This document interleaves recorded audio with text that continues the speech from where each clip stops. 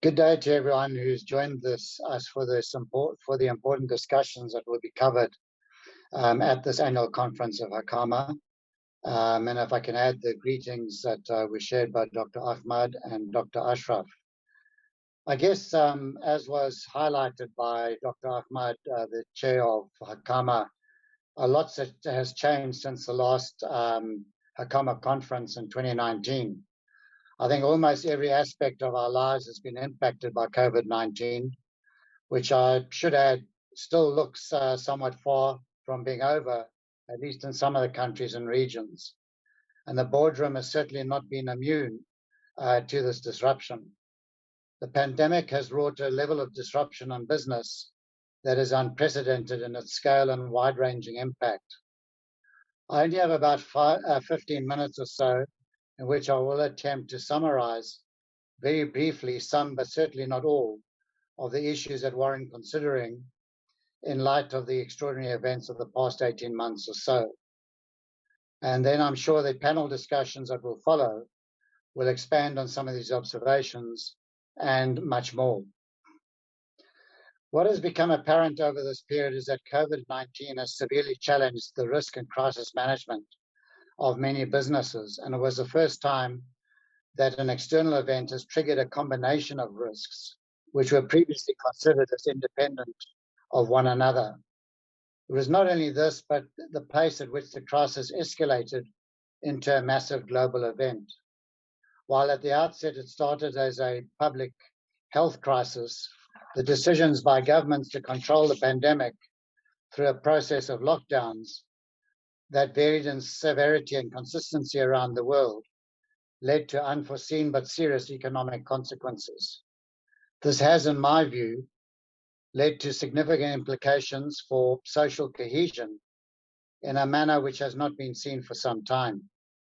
Trust in government and trust in companies has been severely tested during this period and has created some real challenges for boardrooms around the world in ways never previously contemplated.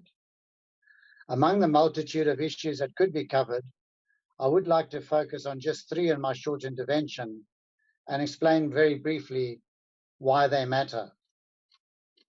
The first one is some short observations on implications for the boardroom, including issues of diversity. A second thought will be around ESG with reference to climate change. And a third point is how boardrooms may want to think about risk with a focus on digital disruption and cybersecurity. I would then like to conclude with some broader observations regarding the many expectations on companies and reflect a little on what this might mean for companies and boards that fall outside of the more structured environment we find in the financial markets and in the more advanced economies, namely private companies and state-owned enterprises in particular.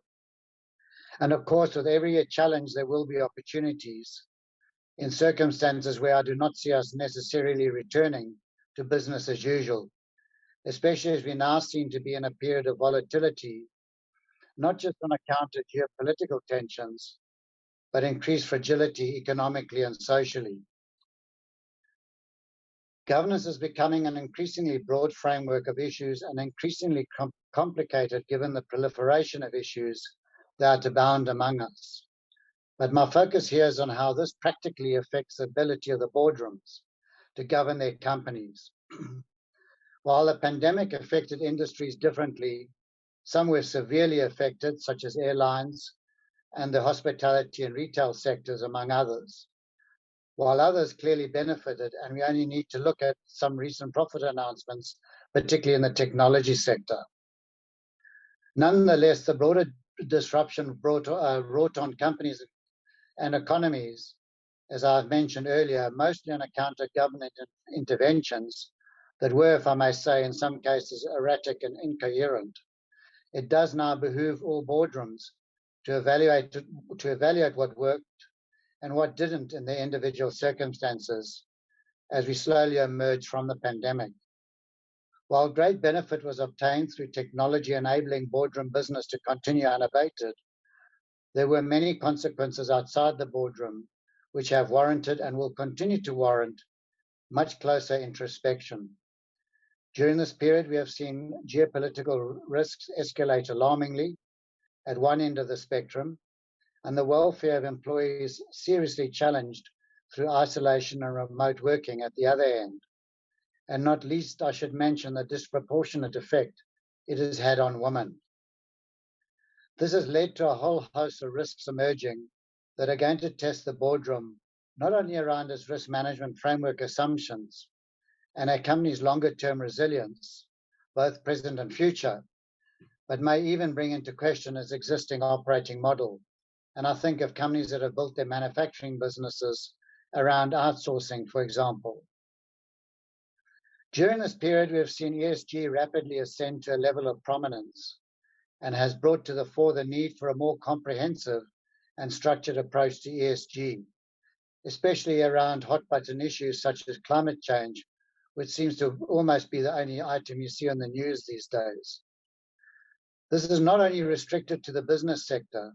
Governments too are grappling with the long-term risks attributed to climate change, the consequences of environmental degradation caused by poorly managed urban expansion, the potential for depletion of critical resources on which our modern economies have been built, and the adverse impact on society of increased inequality and increasing poverty, aggravated by the more severe implications of the pandemic, as mentioned by the introduction by the Hawkamah chairman. Companies and boardrooms can no longer think they're immune to this and need to build these potentially enormous and unpredictable implications into their business and operating models. Time does not allow me to elaborate, but topics I see for the boardroom include, and are certainly not limited to these, are finding a balance between virtual meetings and in-person meetings and their frequency as we emerge into some level of normality. You cannot build boardroom cohesion and culture around virtual meetings. Evaluating the board's composition alongside any assessment of the company's business model, purpose and strategy in light of issues faced during the pandemic, and possibly seeking to refresh the boardroom in light of new or reprioritized risks and opportunities to be sure the board remains fit for purpose and its skills and experience appropriately aligned. Reflecting on the governance system and processes on which the board has historically relied for effective and efficient decision-making, not least as committee structure and reporting mechanisms. Possible changes in rules and regulations accompanying ESG, to which I'll come to later in my talk, may well influence this reflection. Challenging its crisis management processes alongside its risk management framework and assumptions, and bringing to play more attention on scenario planning in thinking the unthinkable and the interplay of potentially interdependent risks that have previously been considered to stand on their own. Engaging routinely not just with investors, but with subject matter experts, civil society and others, to be sure the board, along with management, are well briefed on the nature and potential implications of key risks and advise as appropriate. In other words, paying deeper attention to issues that may previously have been on the boardroom radar, but are now more acute on account of consequences arising from the pandemic and perhaps even climate, among other things. Giving greater attention to issues of diversity, not just in the boardroom, but across the company with a focus on management.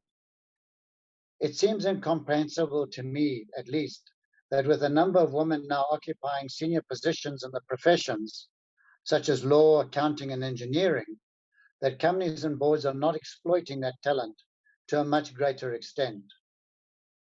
Paying much closer attention to health and safety issues affecting the welfare of employees, especially where in some industries remote working is likely to be the norm for the foreseeable future. Remote working has brought with it the specter of increased stress and other health implications for employees caused by the attendant disruption to traditional ways of working and social engagement. This must inevitably challenge our approach around human capital management regarding issues of recruitment, performance management, and much more. Companies recognizing this and getting to grips with it quicker than others will likely see the benefits of a more satisfied and motivated workforce when faced with the challenges I am briefly outlining. I will get to ESG and climate as well as risks, not least cybersecurity, shortly. But one other thing I would not discount in this context for boardrooms will be the emergence of new technologies and new competitors and how the company will deal with this. Restructuring management compensation incentives to align with any revised strategies and reprioritization of risks in ESG. There's also the question of disparity between pay of executives and the lowest paid workers. Investors are increasingly emphasizing their expectations on these points. But to me, it is more a case of following the simple age-old adage of what gets measured gets done. And boardrooms giving this more thoughtful consideration, not only in the messaging to their investors, but their broader stakeholder community, of which reputation, among other things, could play an important part. And we need only think of the recent news reports around the John Lewis partnership in the UK, where managers saw fit to award themselves bonuses to the exclusion of their frontline workers who bore the brunt of the pandemic and the associated risks to them personally. Each issue on its own warrants a much greater discussion and rationalization as to why I raise these points. But at least hopefully this will give you pause and food for thought in the course of this conference. It goes without saying that during this period of disruption, the relevance of ESG has escalated to a point where it is hard for any board not to take it seriously.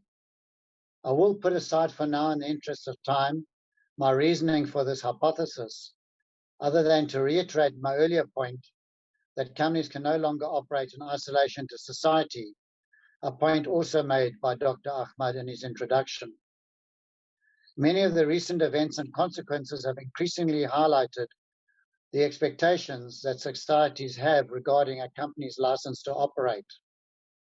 Companies are being pushed beyond thinking of their governance frameworks as being set up to optimize financial performance to one that is much more conscious of a broad range of stakeholder interests beyond just their shareholders. I would caution boardrooms to disregard this at their peril. However, I do want to be clear, at least in my view, this does not remove the fundamental tenet that boards oversee management and a company's performance, and boardrooms exercises through their accountability to the providers of capital to the company. But in this modern era, given that companies are such a relevant presence in society and the impact of their operations can have, and the impact that their operations can have on communities, and we've seen many examples of this, I'm sure we'll hear more over the next 2 days, there is an expectation, of not demand by society, for companies to increasingly demonstrate a defined purpose in an ethical and responsible manner. This is not just reputation management that I'm talking about, but it can have significant economic repercussions for companies. The short, medium, and long-term impact of ESG on financial performance has evolved to a point where any boardroom would be unwise, in my opinion at least, not to ensure that a well-defined ESG framework is structured into its governance processes. As highlighted earlier, boardrooms together with management are going to need to be thorough in their analysis of new information on material ESG risks, and will need to think deeply about the potential impact on their business model and operations. As I've already said, I think it will be a mistake to think it is about going back to business as usual. Calling on relevant expertise and interest groups should be carefully factored into these considerations. The world's largest asset managers and other investors have made it clear in conveying that ESG is material to their decision-making. This has perhaps been further accentuated by the intense focus now placed on climate, given a sharp increase in severe weather events around the world, and further stimulated by the upcoming COP26 meeting in November, where governments are being urged to commit to national greenhouse gas emission reduction pledges that will surely be passed on to companies. Regardless, ESG and climate need to be assessed against any bearing it may have on a company's assets, its inventory, supply chain, and future cash flows. This, frankly, should be nothing more than an exercise by the board of its duty of care in ensuring that it is well informed when making corporate decisions. In some jurisdictions, it will likely have a bearing on a director's duty of good faith in light of legislation that is increasingly being promulgated around ESG-related issues, including climate. The challenge for companies is the plethora of standards and guidance covering ESG-related issues and how to discern the relevance of these standards in its reporting processes and accountability framework.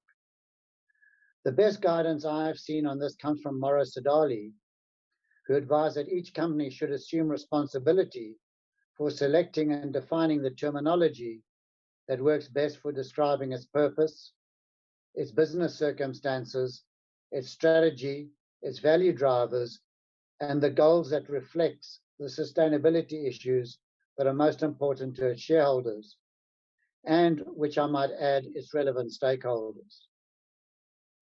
To be clear, this is no easy process for boardrooms and requires a considerable measure of judgment and care, with the appropriate skills and expertise in the boardroom to guide the choices as calls for and accompanying decisions. The one caution I would want to add is that much of the emphasis in ESG seems to rest on the E and the S. But I want to emphasize the G of governance, which is the bedrock on which this all should be properly structured, and is critical that the boardroom always keeps us at the forefront of their choices and decisions. You have heard me emphasize risk throughout my talk thus far. Most business decisions are, as you well know, built around any attendant risks and a proper evaluation of any implications for the company. But I'm from the school that sees risk as often helping define opportunities too. It is against this rubric that I highlight several of the issues already covered thus far in my talk. In other words, what opportunities will boardrooms seek or obtain through the challenges that many other boardrooms will be faced with? There's much I could cover on the topic of risk alone, but the severe disruption to supply chains and increasingly depleted resources can be no better illustrated than the shortage worldwide of semiconductor chips. This is a problem associated with the sourcing of materials to produce this critical product, which is present in so many things we take for granted in our lives. For example, motor vehicles, smartphones, smart apps, and many other things. And this all on account of a serious disruption to the global supply chain. Tesla, Nike, Costco, Adidas, the toy maker Hasbro, and many other household names have been materially affected, and in some cases, no doubt, might be reconsidering their long-term supply chain strategies, which I'm sure we will appreciate is not something readily remedied overnight. Many major ports and rail systems are seeing massive congestion, and this is only one of several economic consequences caused by the government-imposed lockdowns around the world and the resultant unpredictability and disruption of the global supply chain, such as in key manufacturing hubs like Vietnam, Indonesia, and others. But let me now turn to just one aspect, cybersecurity. The sudden transition to remote working for many around the world quickly expanded the borders of data security for many companies. This, accompanied by the dependency of boards and management to get the job done, sharply escalated security vulnerabilities for many companies and boardrooms. In one authoritative report to illustrate the magnitude of this risk, cyber attacks are apparently up some 6,000% worldwide. It is no longer a question of whether there will be a breach, but when and how significant it might be to your company. In one organization with which I'm familiar, one of the challenges encountered was the number of phishing attacks visited on our board members, several who were quite inexperienced in identifying those risks to themselves and therefore the organization. So you just cannot be too careful. Boards should remember that all connections are susceptible. Just to illustrate how inventive some of these incidents can be, in the earlier report to which I alluded, a case was given of a hacker using an internet-connected fish tank to infiltrate a casino's high roller database and exporting that data through the fish tank thermostat. So ingenuity knows no bounds within this particular risk facing companies. My message here for what is an absorbing subject all on its own is simply that as companies have come to depend on technology hugely since the pandemic, points of entry into an organization are just too numerous to protect fully. It means, therefore, that realistically, only critical vulnerabilities can be identified and secured. And that again requires a level of judgment by the board that management analysis alone cannot guarantee. This brings to mind the required expertise that ideally needs to be sourced to manage cybersecurity threats. The costs involved, not just in personnel and systems, but the accompanying infrastructure. Also, any significant disruption could have severe consequences vis-a-vis competitors filling the vacuum, no matter how temporarily. I've only touched upon one of many risks that have manifested themselves directly and indirectly during the pandemic. There are many more that one could share and consider, not least relating to critical dependencies on supply chains, as I've already illustrated briefly. Then there are vulnerabilities to new transformative technologies and how competitors could turn this to advantage. How these disruptions might have affected the viability of your business partners.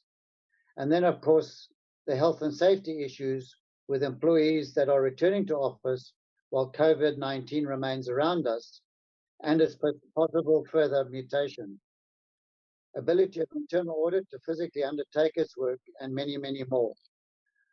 There's a lot to clearly unpack here, and as I've mentioned at the outset, it will affect different companies differently. This is a time for the boardroom not only to be vigilant and equally their management, but to look deeply into opportunities for business transformation that this disruption may offer companies.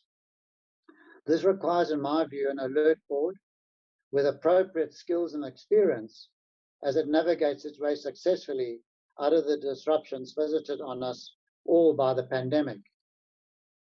In conclusion, I just want to mention that I have attempted to cover a few issues that require much deeper introspection.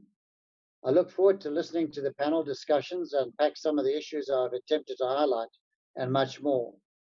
I also want to make the point that much of what I've highlighted may be pivoted towards publicly listed companies, but these are issues that should not be disregarded for the far larger proportion of family-owned businesses, unlisted or private companies, and significantly state-owned enterprises, which make up a large part of the economies of countries outside the sophisticated financial markets of Western Europe, the United Kingdom, North America, and parts of Asia. Different dynamics drive these economic activities, but they too need to confront and deal with these issues, starting with a more effective and professional boardroom. I only have to think of the highly degraded fossil fuel dependent state-owned power utility in South Africa, my home country, and how the economy will have to adjust to likely proclamations coming out of COP26, a situation not unique to South Africa alone, but many middle and lower income countries. The financial assistance required to address any COP26 pledges in these countries is mind-boggling, to say the least. I also want to add a word of caution to boardrooms, perhaps controversially, but with the absolute plethora of standards around just about every ESG issue imaginable, not to mention the lack of coherence around some of it, there's only so much that boards can take into account and be responsive to this, as I sought to emphasize earlier. ESG, and particularly climate, brings a certain level of complexity that is still evolving and is highly charged. I do also feel that we might be in the midst of a subtle but emphatic shift back to how governance in its now broader context shapes how we think about boards and companies. It is therefore critical that boards have a laser focus on the company's purpose, mission, and strategy, and make choices that define and suit their operational objectives and priorities. You simply cannot respond to each and every demand that surfaces. And finally, and most critically, companies must not only establish clear and meaningful ESG targets tied to external and internal realities, but will need to cultivate a culture across the company that values and commits to working towards the board defined ESG objectives. And with that, I thank you for your attention and look forward to the rest of the conference.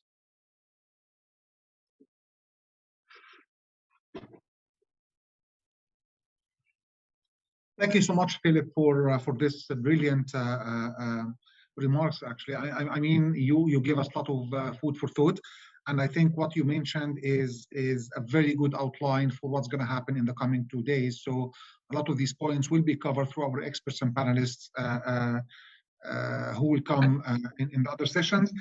Without taking any more time of our audience, I'd like to introduce our first panel discussion. Now that session is in fact covering some of the points which Phil has mentioned. It's about board effectiveness under COVID and what are the lessons that we have learned from what really happened in the boardrooms in reality. Now, this is actually a session moderated by Lauren Wolfson, Global Head Policy and Stakeholder Engagement, the Corporate Governance and Secretariat of the HSBC in the UK. I hand over now to Lauren to introduce the speakers and to take us through the session. Thank you.